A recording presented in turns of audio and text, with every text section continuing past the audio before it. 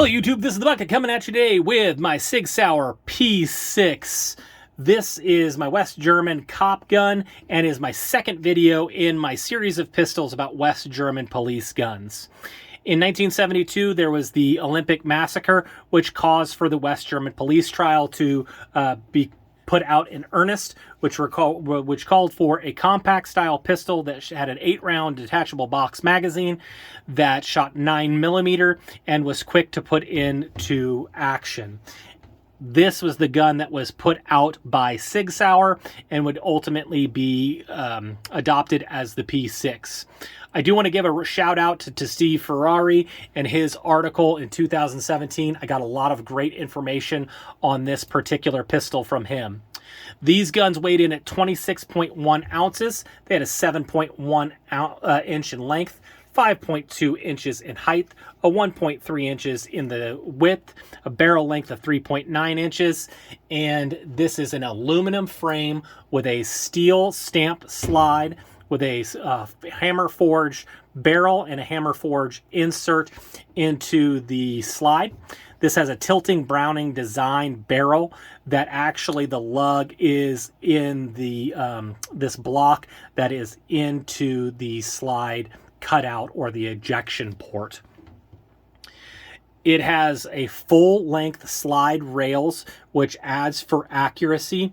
It does have a decocker. It is a hammer-fired decocker. It does have the traditional style, American style mag release, which has drop-free mags, which is really kind of a neat feature. This gun would end up being amped up to the P229, the P226, the whole P200 series of pistols. This is one of the first major adoptions that they had. They ended up selling about 40,000 of these to the German police. This is by far the largest adoption of any of the West German police ended up adopting the P6 pistol. It ran from 1977 to 2000. Then the P225, which is what this ended up being called in Sig Sauer's literature, ended up being retired, but was reintroduced in 2015 as the P225A1. This single stack design just feels absolutely great in the hand. It's just really a cool gun, making it very accurate. The gun that I have has these all blacked out front sight and rear sight. I'm not as big of a fan of that, and that has caused me some accuracy issues in the past. Their main differences that you're going to see in a P6 from a P225, the number one that you'll notice is the hammer mainspring weight. These were requested by the German police to be a 24-pound, which is really pretty heavy. The P225 has an 18-pound, so it makes this for a long, heavy double action trigger pull. You'll also see that the markings on the outside are different. The CAI was the importer's mark. The NW was one of the police organizations that ended up adopting this particular pistol that says P6 here. This was made in November of 1982. You'll have the serial number here, the slide, the frame, the mags end up being marked with P6 as well. The next thing that's kind of different is in 1989, they noticed that some of the different hollow point designs were having a hard time feeding through these reliably, and they ended up changing the geometry of the feed ramp. So this old pistol may not run a kind of more high-tech hollow points that you would see nowadays. So you might, if you have one of these and want to carry it for that, want to end up getting your feed ramps either readjusted or just buying a P225 barrel. Also, you'll notice that the hammer has this weird, goofy little curly Q on the end, which is actually was designed and asked for by the German police.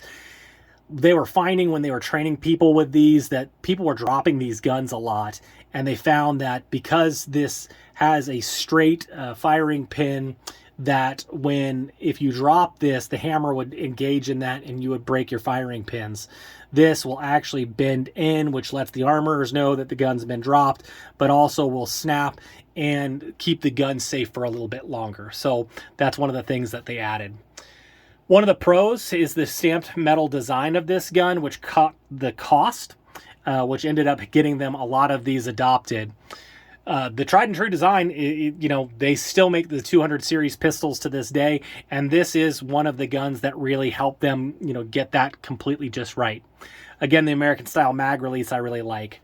The cons, I'm really not a big fan of the sights that they ended up using, and the sheet metal design had to have this steel insert put in here because this would actually bow out the slides over time.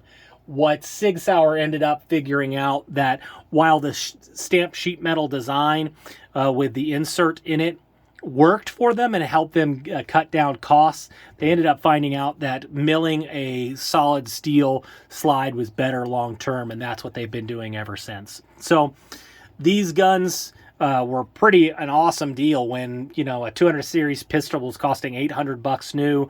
There for a while you could find these guns for $300 as they were being imported. You can't find them at that price anymore. They're starting to become collector's items, and so they're starting to come up in price a little bit.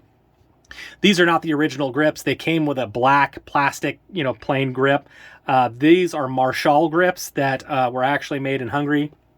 And I like the fact that he would etch this P6, that there were no grips ever made with that P6 design, but I love the fact that he did this and I wanted it on my P6 pistol. So these grips are great. It takes a while to get some Marshall grips, but he makes them by hand and the quality is really, really great. So often when these were traded in as police trade-ins, they would come in this Sig Sauer blue box with the importation stickers on the sides and then the P6 sticker right here on the side.